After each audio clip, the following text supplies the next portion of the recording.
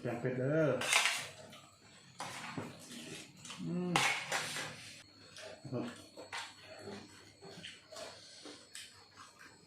โอ้ยหน่อย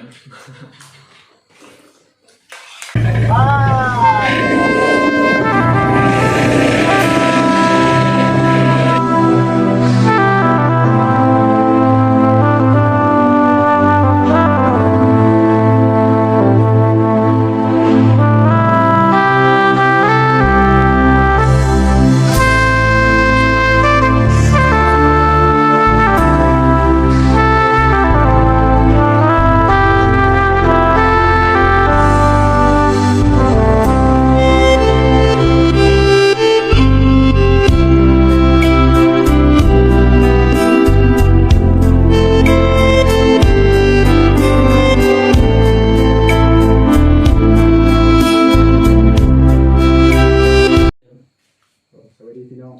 สบายดีสวัสดีวันนี้มาพร้อมทีมงานมากินต้มเป็ดปล่อยเป็ดและแป้งเป็ดมากับเอาไปจะดีเดกะหล่ำปีมะเขือแล้วก็ถั่วฝักยาวเนาะช่วงโควิดยังบ่มีของกับของแก้มไล่เด้อพี่น้องขอทำการกินข้าวแรงเลยนะข้าวแต่เด้อต้มเป็ดและแป้งสูตรลาวเฮาคัดสดและแป้งเนี่ย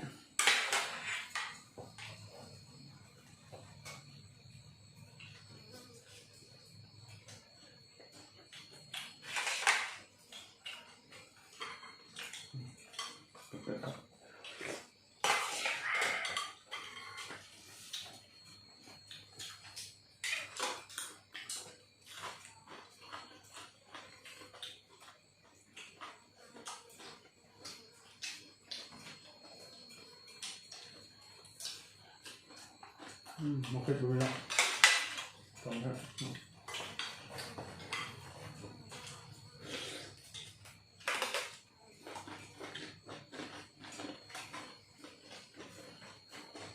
เอาเลือดของลูกจัน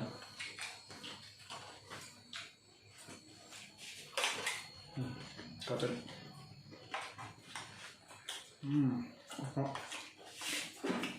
ครับน้ำ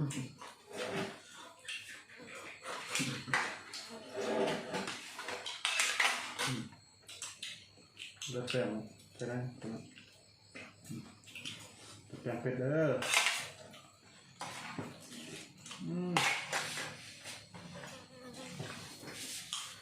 ครับหนึ่งกระเทียมคุยครับคุยเลยขับมา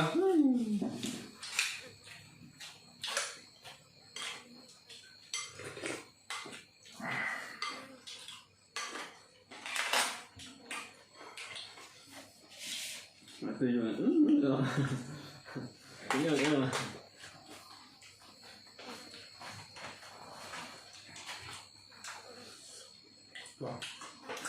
บอกพี่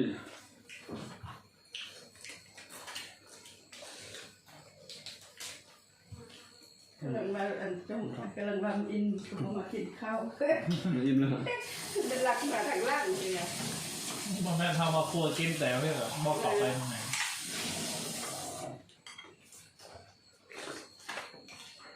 ข้าวมันขึ้น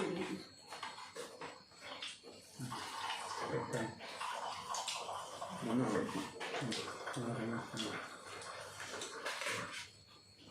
ก็เป็นผสมมะนาวปนี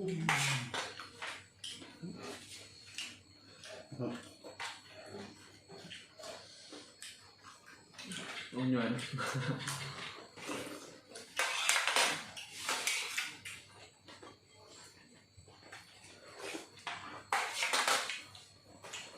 สี่เพื่อนนอกเนาะ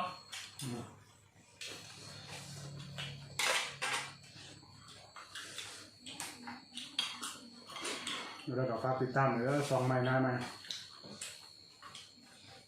ฝากกดไลค์กดแชร์กดติดตามไปเลยจะมีคลิปดีๆไปเรื่อยๆเนี่ยนะคอยพัฒนาตัวเอง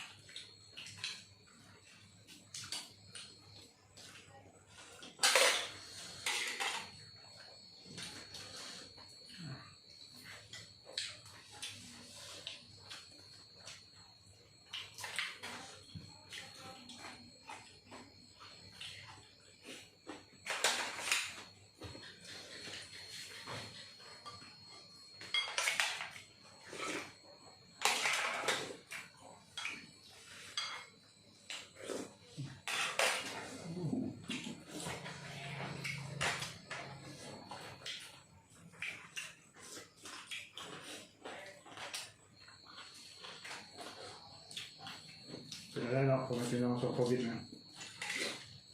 เรื่องค่าค่ายการไปการมาระมัดระวังเลยนะ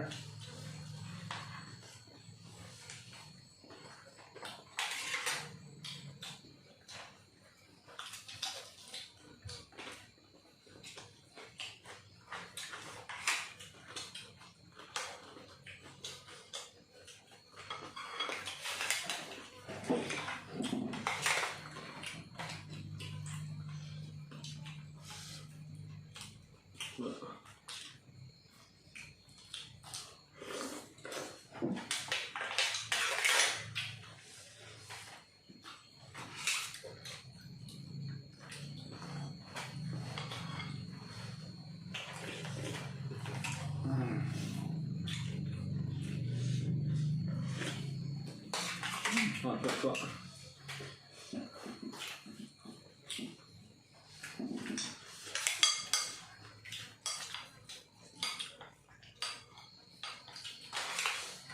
อันนี้เลือดแป้งเป็นอาหารพื้นบ้านของเราคนเรามักกินใช่ไหมเลือดแป้งเป็ดข้าวเป็ดตัวหนึ่งไม่ได้กินเลือดแป้งเลยสำไม่ได้กินเป็ดนะครับ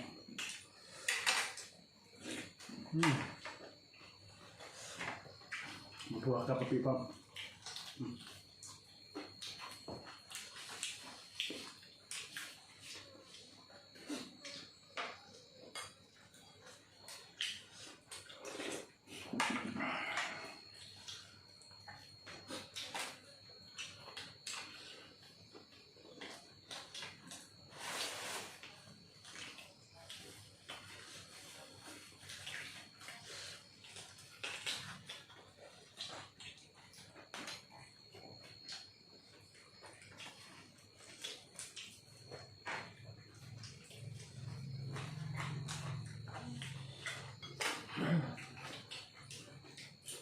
จะเดินอ่ะตรงนี้เราแก้ข้าวมันเป็นข้าว ว่าบอกอย่างกินจักรโคดี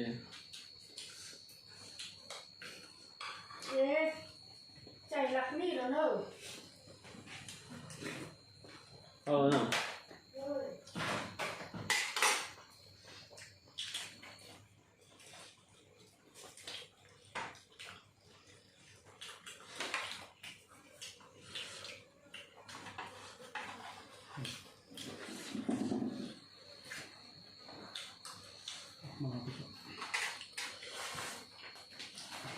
ผมบอล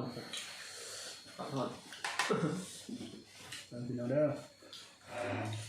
ขอโทษขอไปน้ำหอนๆใส่เลยดิ กินน้ำกันแล้วแบบ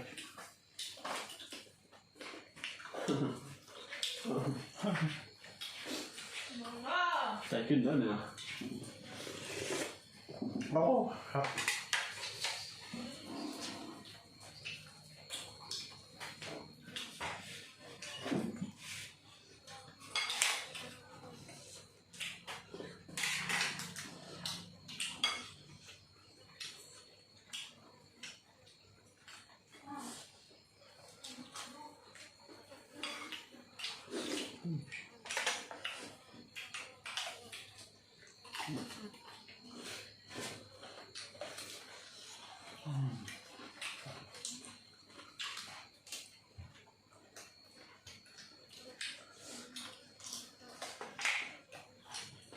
วันนี้ไทยแนวกินเลยเนาะบริเฮ็ดบริสอนวิธีการเฮ็ดกินคิดง่ายพีหน้าบางทีสอนการเฮ็ดกินเจ็บ เราตอบใจใครแล้วก็ไม่คำนะ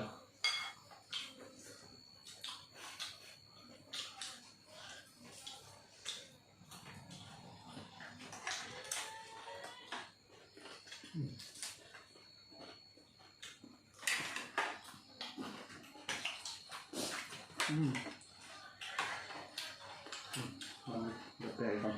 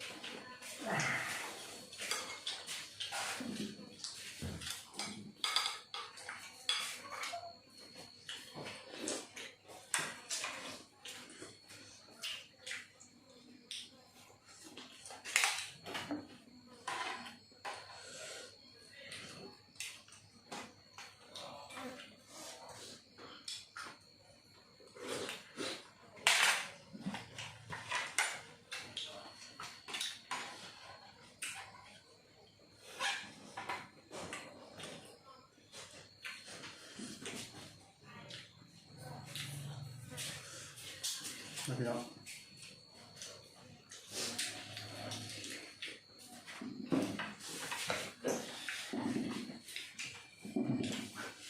ว้าว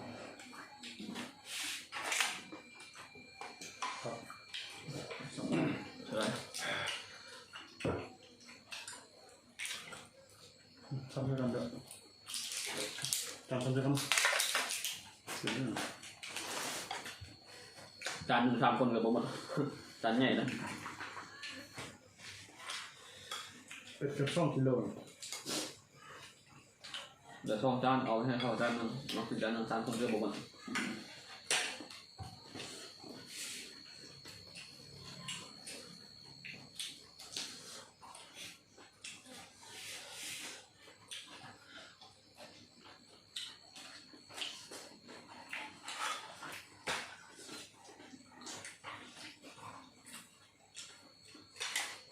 ขอให้อันเด้อที่แกเสื้อเด้อมันประกาศทอดอะไรแต่เราบอกสุภาพขอโทษขอให้กันเด้ออากาศเป็นเหตุเนาะอากาศร้อนนะ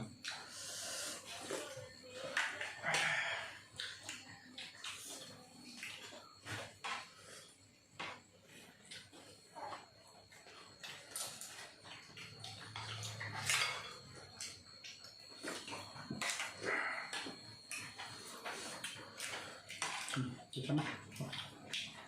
จานข้าวหมู เอาอีก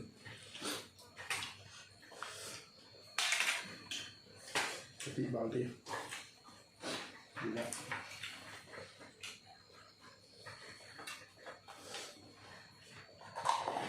วันนี้ก็อิ่มแล้วเนาะแต่ว่ากินสำเนียงมาได้ก็ฝากติดตามกดไลค์กดแชร์กดติดตามพวกเขาเลยเด้อเป็นกำลังใจซองใหม่ได้ไหมสบายดี สบายดีบ๊ายบาย